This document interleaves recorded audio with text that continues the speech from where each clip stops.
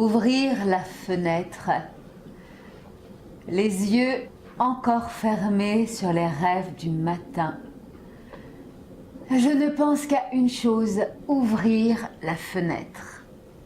C'est l'hiver pourtant. Je n'entends aucun bruit. La ferme est silencieuse. Anna n'est pas là. Mais la maison est pleine d'elle. De son corps si vivant, de ses colères, de ses rires, de ses silences. Je ne parlais pas comme ça avant. Avant ce matin de septembre. 1er septembre 1939, le tocsin retentit. Sur les murs de Strasbourg, de grandes affiches blanches aux lettres noires disent qu'il faut partir. Rejoindre les points de rassemblement. Emporter 30 kilos de bagages. Nos papiers. 4 jours de vivre. C'est tout.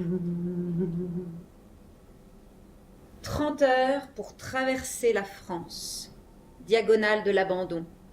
Une gare. Périgueux. On me regarde. Mes cheveux roux, ma peau blanche. Je me sens étrangère. Au café chez Fernand, il se moquait. Thomas t'a touché le gros lot. Il y a une belle rousse chez toi.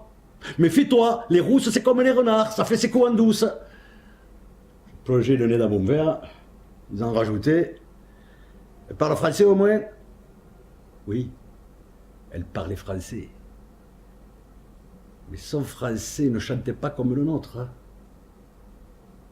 Avec ses parents, elle parlait alsacien. Je parlais français. Il parlait français. Héritage de notre passé, nous sommes venus ici, en France. البلد يلي عايشين فيه اليوم ما كان ناطرنا. مش عارف شو بده يعمل فينا ومعنا. من سنة عايشين بفراغ الناطرة. صرنا رقم ملف. كان لازم نخبر نكتب. Alors je suis descendu à l'école et je regardais sur une carte de France où était l'Alsace. Et j'ai compris pourquoi elle était en danger. J'ai ouvert un livre d'histoire, il ne parlait que des guerres d'autrefois. J'ai demandé à ma mère, c'était comment la guerre avant celle-là? Elle m'a dit, va voir le monument aux morts sur la place.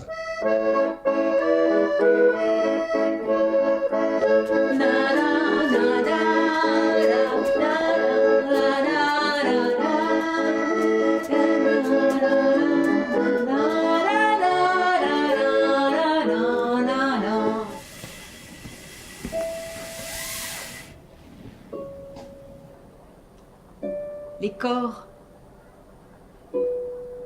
se souviendront longtemps de cet écartèlement. Je suis restée. Les bois m'ont donné la force de résister à l'absence. Au moins ici, je sais qui je suis.